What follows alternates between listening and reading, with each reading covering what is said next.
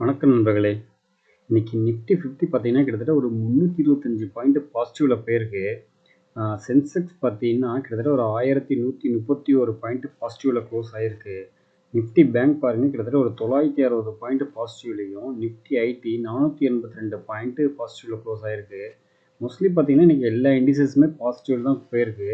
Pharma, auto, metal, energy, FMCG, financial சர்வீஸ்னு சொல்லி mostly பார்த்தீங்கன்னா, எல்லா செக்டாருமே பார்த்தீங்கன்னா 1லேருந்து 2% மேலே நல்ல ஒரு பாசிட்டிவ் மொமெண்டம்ல தான் க்ளோஸ் ஆயிருக்கு. மிட் கேப்பும் ஸ்மால் கேப்பும் பார்த்தீங்கன்னா கிட்டத்தட்ட ஒரு 3% மேலே நல்லாவே க்ளோஸ் ஆயிருக்கு. இல்லை மிட் கேப் வந்து பார்த்தீங்கன்னா 2-2.5% மேலே க்ளோஸ் ஆயிருக்கு.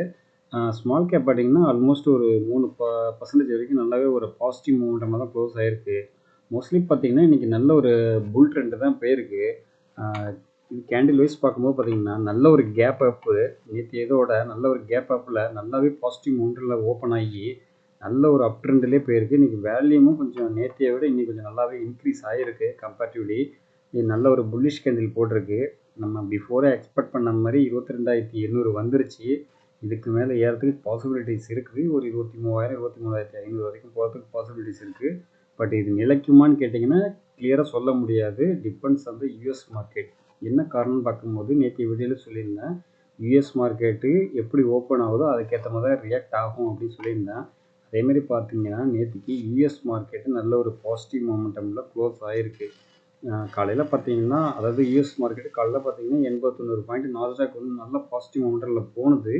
அதுக்கப்புறம் பார்த்தீங்கன்னா ஃபைனலாக க்ளோஸ் ஆகும்போது பாருங்கள் 54 பாயிண்ட் பாசிட்டிவில் க்ளோஸ் ஆகிருக்கு. S&P 500 36 பாயிண்ட், டவ் ஜோன்ஸ் 353 பாயிண்ட்டுன்னு பாசிட்டிவில் நல்ல ஒரு இதில் க்ளோஸ் ஆகிருக்கு. அதோட இம்பேக்ட் பார்த்தீங்கன்னா ஏஷியன் மார்க்கெட்லேயும் வந்திருக்கு, நம்ம இந்தியா மார்க்கெட்லேயும் பார்த்தீங்கன்னா டோட்டலாக ஒரு பாசிட்டிவ் மூமெண்ட்டமில் இன்றைக்கி போயிருக்கு. அதுமாரி இப்போ வரைக்கும் பாருங்கள் யூரோப்பியன் மார்க்கெட் வந்து பார்த்திங்கன்னா இன்னும் பாசிட்டிவ் மூமெண்டமில் தான் போயிருக்கு. டேக்ஸ் பார்த்தீங்கன்னா 331 பாயிண்ட் பாசிட்டிவில் போயிருக்கு. எஃப்டிஎஸ்சி சிஎஸ்சிலாம் பாருங்கள் 40-60 பாயிண்ட் பாசிட்டிவில் போயிருக்கு. ஸோ இது வந்து இன்றைக்கும் ஒரு பாசிட்டிவ் மொமெண்டம் ஓப்பன் ஆகி போகிறதுக்கு அதிக பாசிபிலிட்டிஸ் இருக்குது.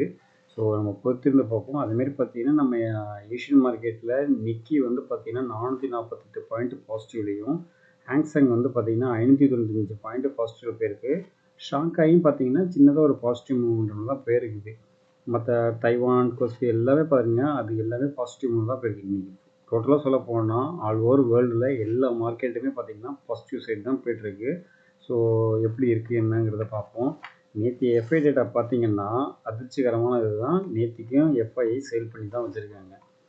4,488 கோடிக்கு சேல் பண்ணியிருக்காங்க. நம்ம டிஏஐ பார்த்தீங்கன்னா 6,000 கோடிக்கு வாங்கியிருக்காங்க. டிஏஐ கான்ட்ரிபியூட் பண்ணியிருக்காங்க. அதனால கூட மார்க்கெட் நேற்று நல்லாவே ஏறி இருக்கலாம். இன்றைக்கி நல்லாவே ஏறி இருக்குது. இன்னும் எதுக்கு அவங்க வந்திருப்பாங்களா அப்படிங்கிறது நம்ம கிளியராக சொல்ல முடியாது. ஏன்னா எஃப்ஐஐ வந்து பார்த்திங்கன்னா கண்டினியூஸாக சேல் பண்ணிக்கிட்டே இருக்காங்க. நம்ம ஷூராக எதுவுமே சொல்ல முடியாது. ஸோ பொறுத்திருந்து பார்ப்போம் எப்படி போகுதுங்கிறத. அடுத்து வந்து பார்த்திங்கன்னா அடுத்ததாக இன்னைய மார்க்கெட் வந்து அப் ட்ரெண்ட் போகிறதுக்கு என்ன காரணம்னு பார்க்கும்போது நேற்று வந்து யூஎஸ் மார்க்கெட் வந்து பார்த்திங்கன்னா வெள்ளிக்கிழமையும் சரி நேற்றையும் சரி நல்லாவே ஏறி இருக்குது. அது என்ன காரணம்னு பார்க்கும்போது யூஎஸோட ரீட்டைல் சேல்ஸ் டேட்டா வந்து பார்த்திங்கன்னா போன மாதத்தோட இந்த மாதம் வந்து கம்மியாக இருக்குது அப்படிங்கிற மாதிரி ஒரு சேல்ஸ் டேட்டா கொடுத்துருக்காங்க. ஸோ அந்த ஒரு இம்பேக்ட் பார்த்தீங்கன்னா கண்டினியூஸாக இப்போ 2-3 நாளாக பார்த்தீங்கன்னா யூஎஸ் மார்க்கெட் ஏறிக்கிட்டு இருக்குது. அதோட இதனால கூட நம்மளோட மார்க்கெட்டும் ஏறதுக்கு பாசிபிலிட்டிஸ் இருக்குது அப்படிங்கிற மாதிரி தான் ஒரு ஸ்டேட்மெண்ட் ஒன்று வந்திருக்கு. அடுத்தது வந்து பார்த்திங்கன்னா நம்ம இந்தியாவோட டொமஸ்டிக் ஃபேக்டர்ஸில் இன்ஃப்ளேஷன் டேட்டா வந்து பார்த்திங்கன்னா ரொம்ப லோ லெவலில் இருக்குது. கம்பேரிட்டிவ்லி லாஸ்ட்டு 7 மந்த்தோட இந்த மந்த்து பார்த்திங்கன்னா ரொம்ப கம்மியாக இருக்குது அப்படிங்கிற மாதிரி ஒரு டேட்டா ஒன்று கொடுத்துருக்காங்க. இந்த மந்த்துங்கிற போது அதாவது பிப்ரவரி மந்த்து, அதாவது இந்த மந்த்து லாஸ்ட் மந்த்தோட டேட்டா வந்து இந்த மந்தில் கொடுக்குறாங்க. ஸோ அதான் நான் இந்த மந்த்துன்னு சொல்லியிருக்கேன். ஸோ தட் மீன்ஸ் இது வந்து பிப்ரவரி மந்தோட இது டேட்டா இது.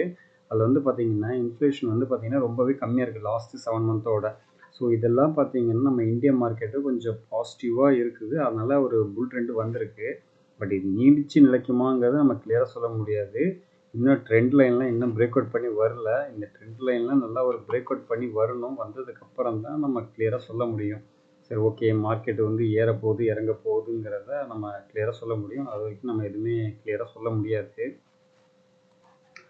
அடுத்தது ஒரு சின்ன அப்டேட்டு. இதில் வந்து ஹைட்ரஜன் ஃபியூல் ட்ரெயின் வந்து பார்த்திங்கன்னா இது வந்து மார்ச் 31 அன்னைக்கு பார்த்திங்கன்னா ட்ரையல் பேசிஸாக வரப்போகுது அப்படிங்கிற மாதிரி சொல்லியிருக்காங்க.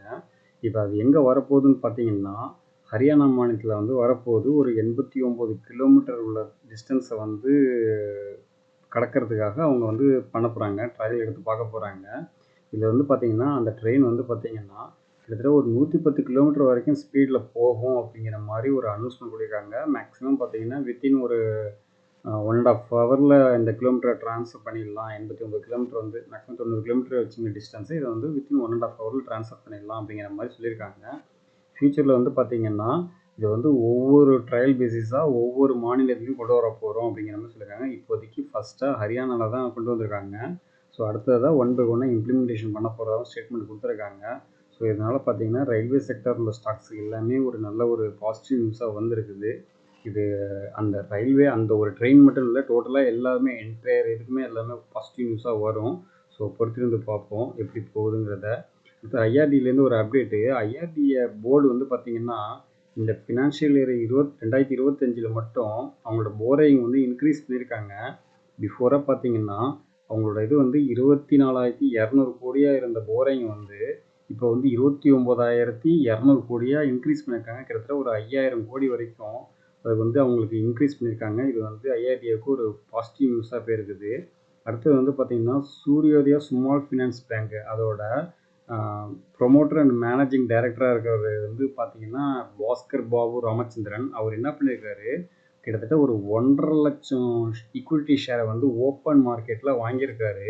இதனால் பார்த்திங்கன்னா அவங்களோட ப்ரொமோட்டர் ஹோல்டிங் வந்து இப்போ இன்க்ரீஸ் ஆகிருக்கு. பிஃபோராக பார்த்திங்கன்னா 22.30 இருந்தது.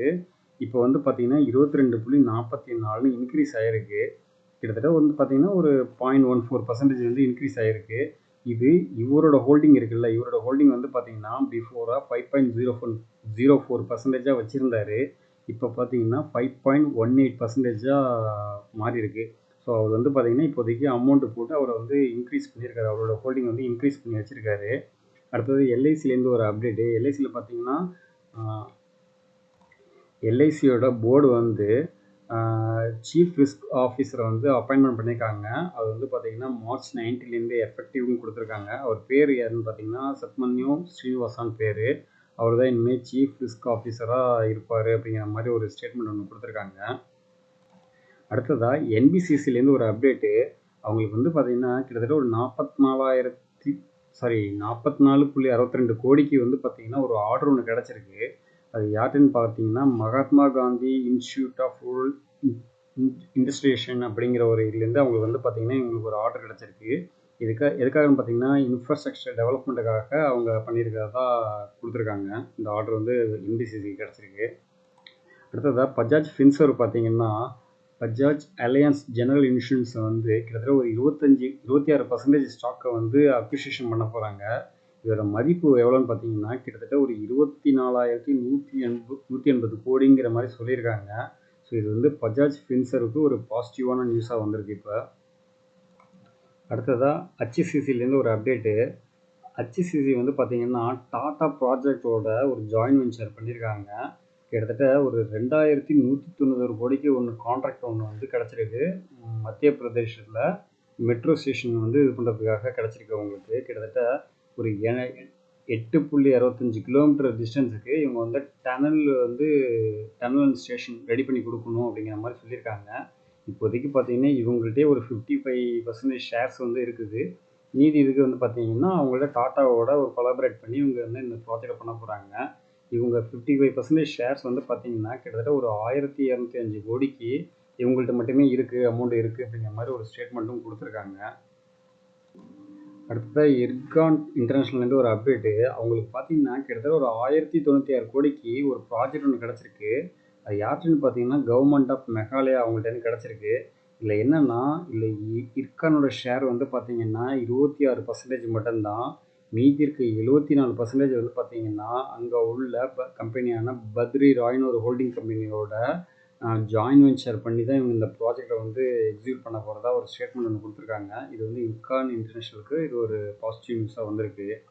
ஸோ இன்றைக்கி கொடுத்த இன்ஃபர்மேஷன் எல்லாமே உங்களுக்கு யூஸ்ஃபுல்லாக இருக்கும்னு நினைக்கிறேன். அடுத்த இன்ஃபர்மேஷனோட அடுத்த வீடியோவில் சந்திப்போம். நன்றி நண்பர்களே.